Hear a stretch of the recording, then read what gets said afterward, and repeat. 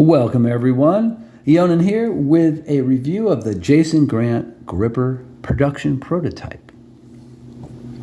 You may remember back in episode 38, I reviewed the Jason Grant Gripper SG custom version made by SG Knives, and that was a few months back. So let's see how the production prototype, which is very, very close to the knife that was actually released, compares to the custom knife. So let's jump in here like I always do with some basic specs. We've got an M390 hollow ground Wharncliffe in satin. So of course you will occasionally need a microfiber hank like this nice custom Yonan's Edge Mrs. Edge hank to wipe off your blade, but that's okay. It's got a good look to it. Again, hollow grind on this thing. Wharncliffe looks great. In comparison to the custom knife, this is M390. The custom was CPM 154. We got a black PVD coated titanium frame lock. We've got ceramic ball bearings on this one, and this knife is OEM'd by Bestech. So let's jump into some other specs. We've got 3¼ inches of usable fine cutting edge. We've got a scale length of 5 inches, up a full ½ inch. So this knife is a full ½ inch longer than the custom version. And then we've got a tip to tail length of 8 5/8. So again, this knife is 5/8 of an inch longer overall from tip to tail than the custom version of the knife that I reviewed earlier. And it weighs in at 5.75 ounces. Obviously, it's a bigger knife overall. So it is up from a little over 4 ounces, about 4.4 ounces on the custom version. Just a little scaled up, a little beefier knife. It has a little bit more handle here. Pretty much any size hands can get on it. And I remember on the custom, my pinky was coming off onto this ramp back here, was in this area. This is a lot more comfortable. I have large glove size hands. Here I am in hammer grip. And then you've also got this beautiful choil you can choke up to here. All right, so that brings us right into what I like. The size is definitely an improvement. The increase in size is perfect. This is exactly the size that I was hoping that they would scale this knife up to over the custom. I like that the look and feel, the ergos haven't changed. If anything, they've improved slightly because they've made the knife kind of longer here so you can get more of your fingers on, even if you have bigger hands, and then giving you this ramp in the back still so that if you do have big, colossal hands, you can still get a grip on the back of the knife, which is wonderful.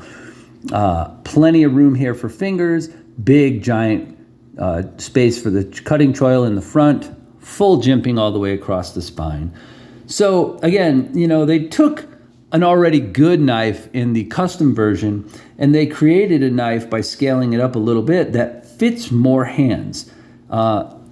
Action is fantastic on this knife, drops right closed. You got a couple of deployment methods. You got the flipper tab, you got the blade cut out, fires right out there every time. Great lockup. The knife is riding on dual ceramic ball bearings, so that makes it super smooth, but yet it locks up really solid and it feels great in your hand. One of the other things I like that they did improve over the custom is they increased the stack height on the pocket clip. And even though I'm still not 100% sold on this pocket clip, just raising that stack height up and giving you a little bit more length there has made the pocket clip a lot more usable. So that's definitely a good thing. Like I said, deploys both by flipper and blade cut out well. Cutting tasks on this thing are super fun. I did not get a lot of time with this knife. This knife is on loan to me from my good friend Satu Dave, but it's great to be able to compare this production sample to the custom knife that I had for a while from him, and I really, really do like this knife. So kudos to Jason Grant and Brass Brigade for coming out with a great final production type of knife. Cutting tasks on this knife are really fun. There's 2 grip positions. The knife carries well all the time, but those two grip positions are great. You've got a normal grip position here for most regular cutting tasks, right? And then you can choke up here, and again, full jimping all the way down the spine. So even when you're choked up and you're doing some kind of heavier cutting, or you're pulling the knife through cardboard with this hollow grind and the multiple hand positions, this thing is a joy to cut with. It really is a fun knife. And again, it does carry very, very well. They did the frag pattern nice. It's not super aggressive. So when you have the knife closed and you stick your hand in your pocket, it's not scraping off your fingers. It's just right. It's got just enough texturing to it to basically do the tasks. So I really dig that too. And then as far as overall cutting performance, like I said, it does have a hollow grind Wharncliffe blade. The M390 blade is great. I didn't get to use it as much as I would like, but I did get to do some cutting tasks with it, did get to carve up some cardboard and whittle a few little sticks of wood down and things like that to make some shavings. And the knife is great. I mean, this is a super, super design. There's a reason why this knife has received so many great reviews and is so popular.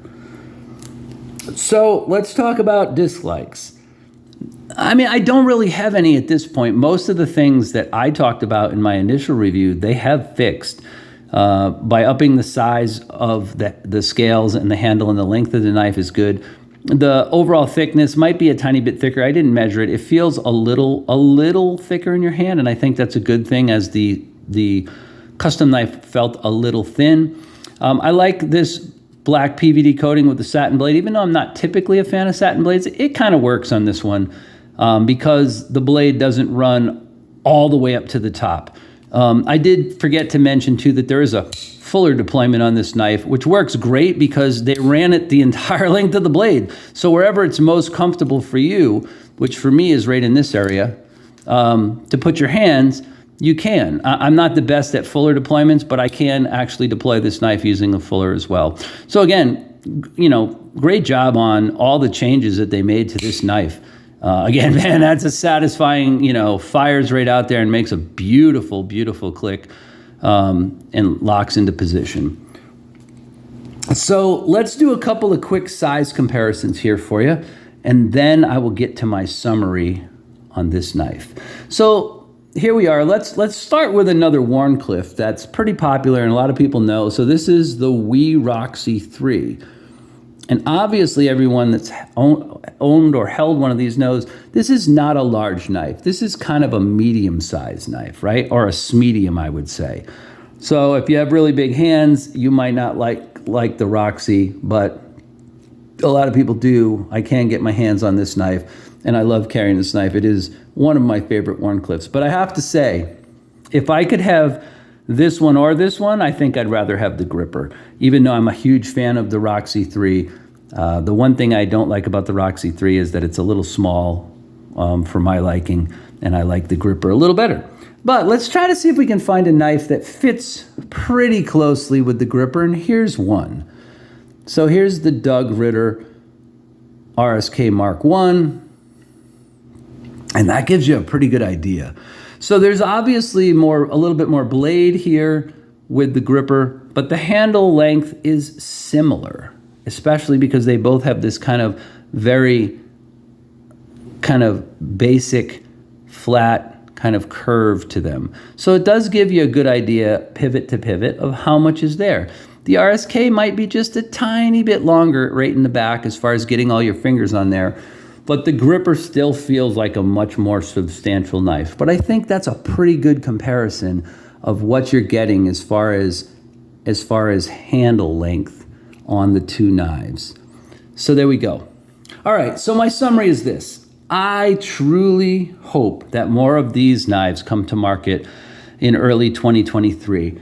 I've just never been able to afford this knife when it has released. I know some more of them became available recently, but the truth of the matter is, at around, what are they, $300? It's not an inexpensive knife. Well worth the price, well made. Bestech did a great job OEMing this. Fit and finish is good. Everything about the knife screams quality, and it's a joy to cut with. But again, at $300, it is a little bit pricey. I would love to see these come out in sometime in early part of 2023 with a Sezel option. That would be great. I know they're going to release a budget version of this knife that will look and feel quite a bit different. But for me, if I can ever get my hands on one of these and get one of these in my collection, I absolutely will do that. And I highly recommend this knife if you get a chance to put one in your hands or into your collection. So there you have it, folks. There's the Jason Grant gripper prototype, production prototype, and that's all I got for you today. I hope you've enjoyed the video. If you did, consider hitting the like button and subscribing to my channel for future content. And as always, folks, thanks for watching. Stay sharp.